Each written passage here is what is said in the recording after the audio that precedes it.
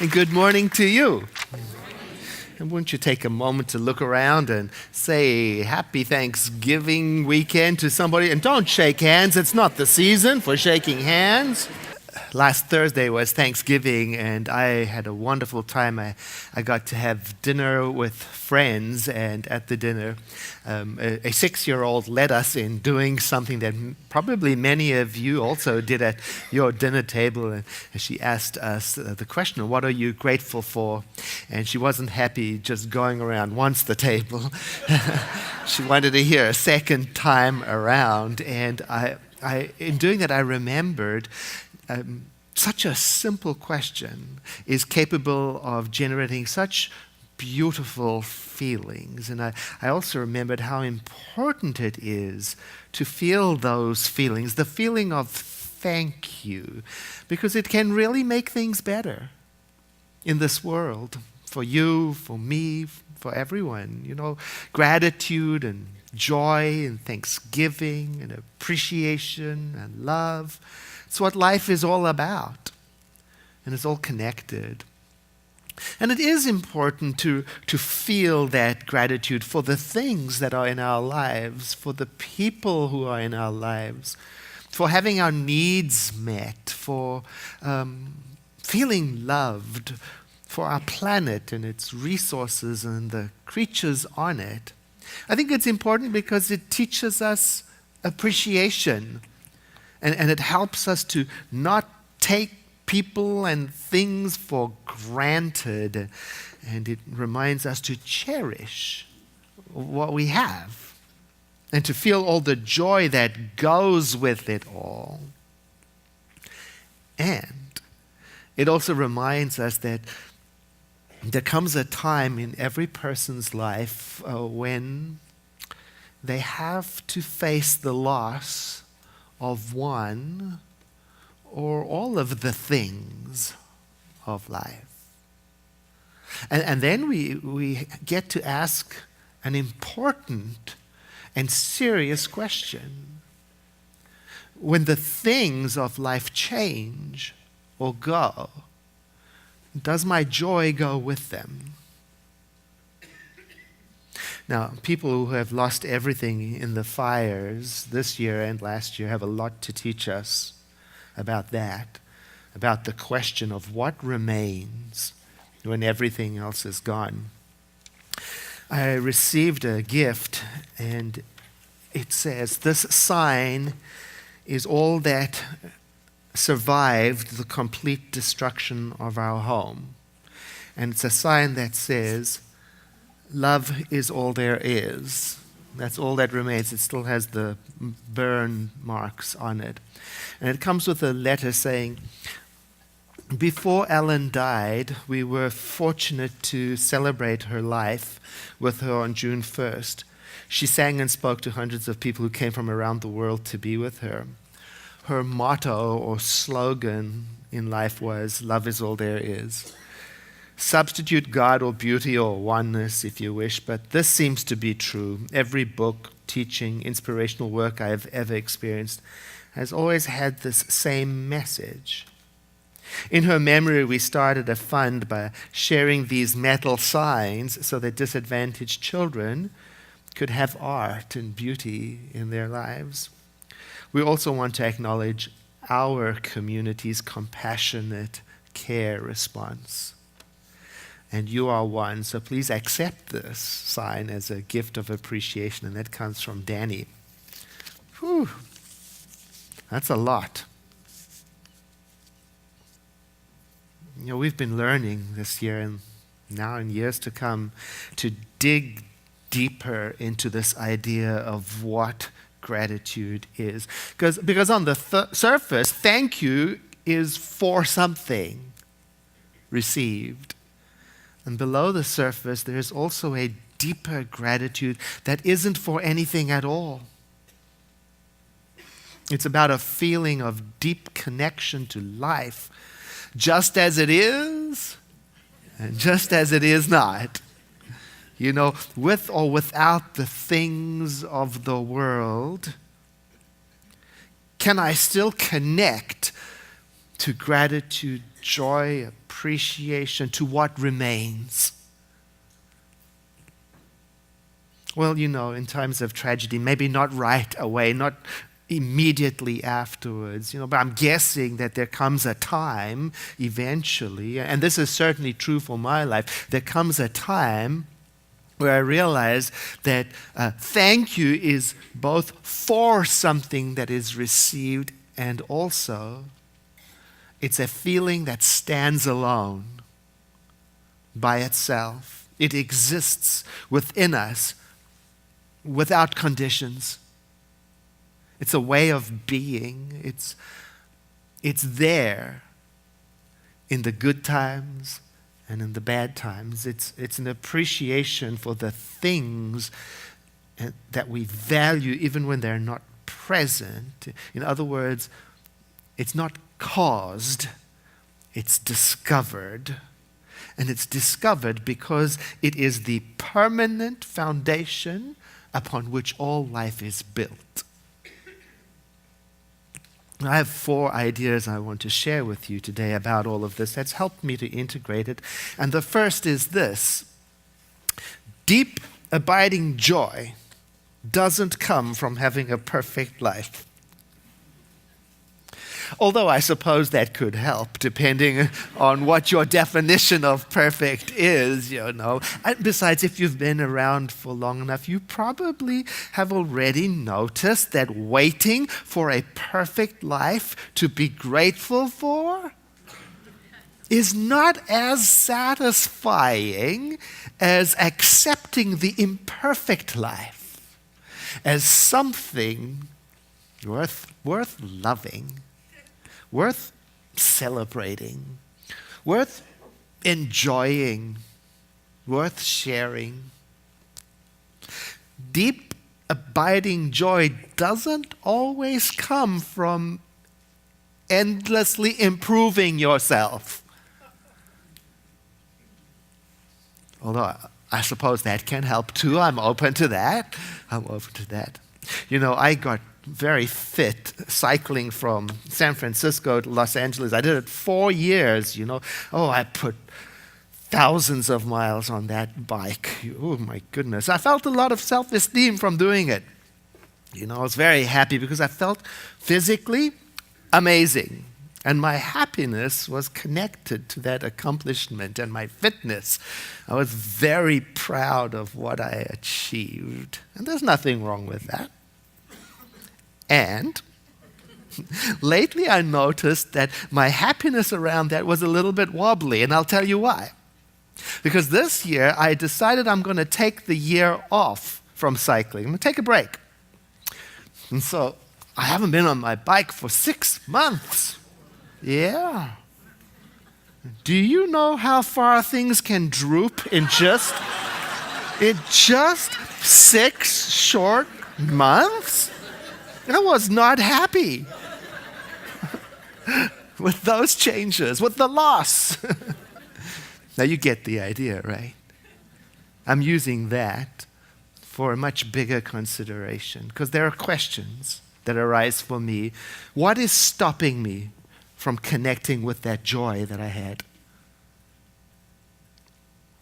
What is stopping me from appreciating the majesty of California that I cycled through today?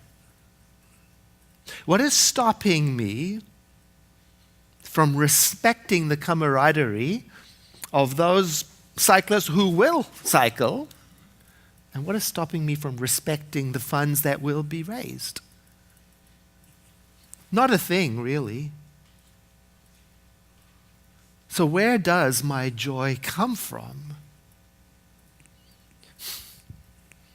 Sometimes I focus on what's not in my life. When I was a child, I would do that. You know how it is sometimes when we're children, everything revolves around us. Did you have that phase? Yeah. And in that phase, minor setbacks can seem like major tragedies. Oh, I remember a time when I was sobbing about something very important, and I can't remember what it was.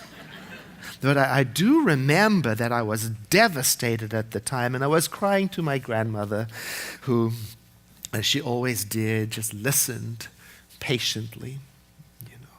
And when I was done, she said to me without any judgment and just quietly and very kindly, she said, "Edward, you have nothing to complain about." Oh, I've never forgotten that moment. Oh, that has been an important lesson for me to take it in. Really, what do I have to complain about? No, I'm not denying what needs attention and what's wrong in the world and what's wrong in my body. And besides, we've just spent 2 whole months, August and September, talking about the difference between being in denial and knowing the spiritual truth. We know that. What I'm really talking about is another way of approaching life by asking the question, where does my joy come from? And if I want lasting joy, well, where am I looking for it? Circumstances are not lasting, so don't look there. Things aren't lasting, so better not look there. Oh, my joy, I learned right here, is going to have to come from somewhere or something that is permanent, unchanging, eternal. And I learned right here. So I have got to look inside for my joy, and when I find it, I got to share it. I learned right here, I have got to depend on spirit for my sense of self and nothing else. I learned right here that I'm to enjoy this world without being tricked into thinking that my love comes from it. No. I bring the love that is divine to this life through my living. I get to share what I have. I get to create solutions. I get to connect the dots and discover meaning. I get to do what I can with what I've got, where I am, and feel the joyful gratitude that is in that. Oh, what a trip. In our youth and family ministry, we have a candle lighting ceremony in which the teachers and children say, God is life, I am life. God is light, I am light. God is peace, I am peace. God is joy, I am joy. God is love, I am love. God is beauty, I am beauty. God is power, I am power. And all of these things that God is, I am. And then today we can add to that, and that is why I have this quiet sense of joyful gratitude. And it's not a happy, peppy, loud, jump up and down kind of thing, although it could be that too. But to me, it's more like a secret that when discovered, quietens and strengthens a person from the inside out. The second point is this, that people in the very same situations may have completely different experiences. Like eyewitnesses who report the same event and report it quite differently. It reminds me that we experience this life through different filters.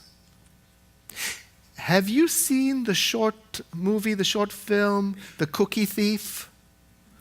Well, you can look it up on YouTube. It's just delightful.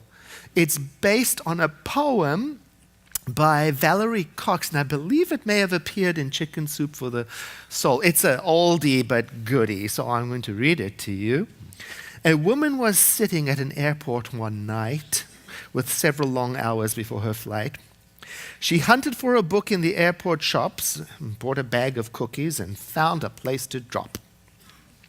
She was engrossed in her book, but happened to see that the man sitting beside her, as bold as could be, grabbed a cookie or two from the bag in between, which she tried to ignore to avoid a scene.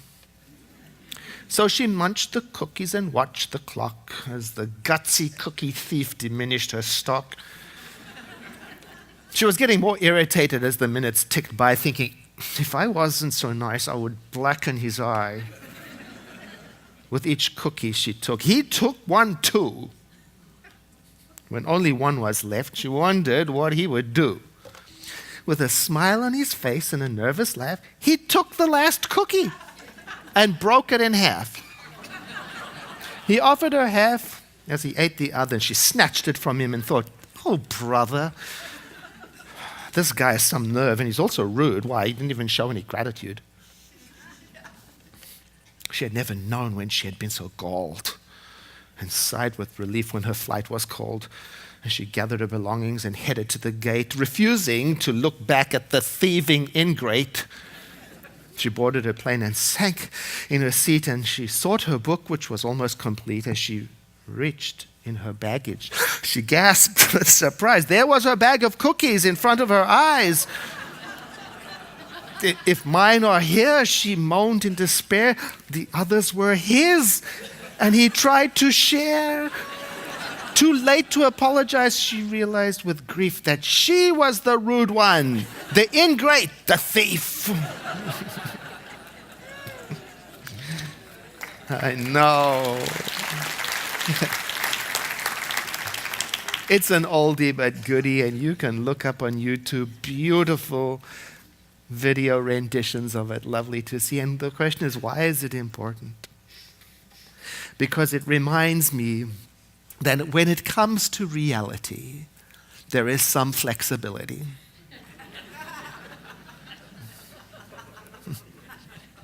When it comes to interpreting this world, there is some flexibility. Apparently, we never stop being creative. Not with our opinions, not with our reactions, not with our points of view. Never. So when I do think that my joy is linked to something,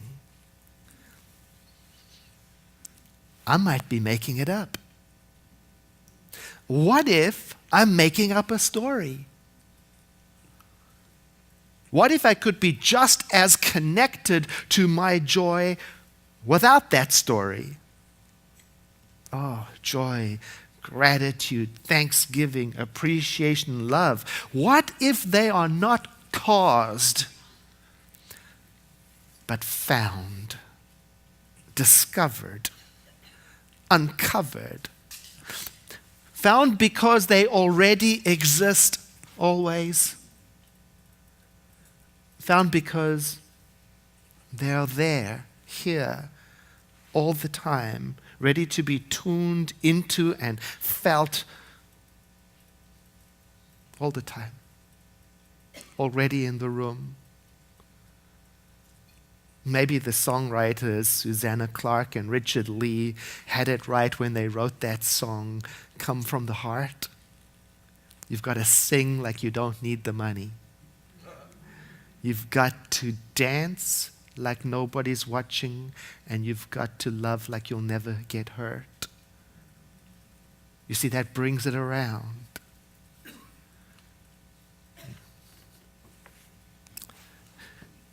Step 3.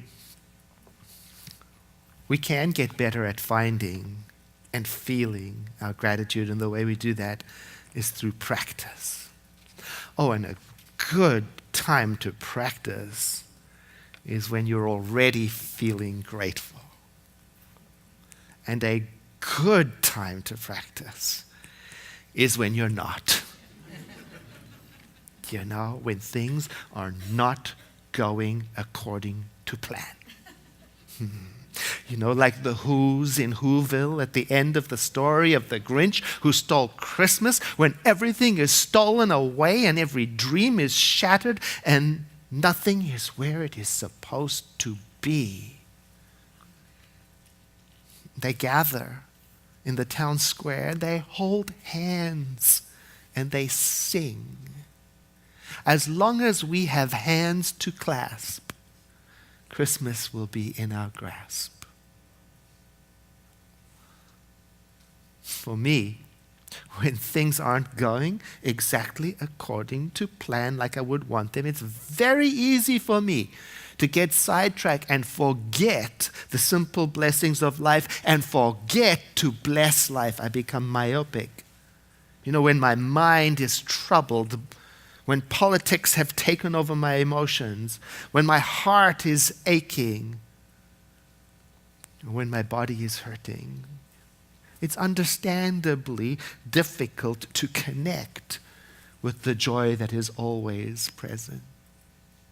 So I've learned at times like that to remind myself to make a list, physical or mental, of all of the things I appreciate, tangible and intangible, all of the things.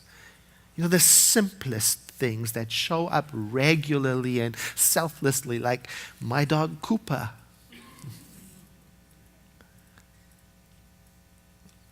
Like my Kevin. Or like the people I ordinarily take for granted, like, the people I work with. Oh, it's so easy to slip into that. Or the miracles that fill up my life. So I've started my list. Electricity. Yeah. Clean water. Clouds. First responders. Freedom of speech. The right to marry. The ability to practice the religion of my choice. The kindness of strangers.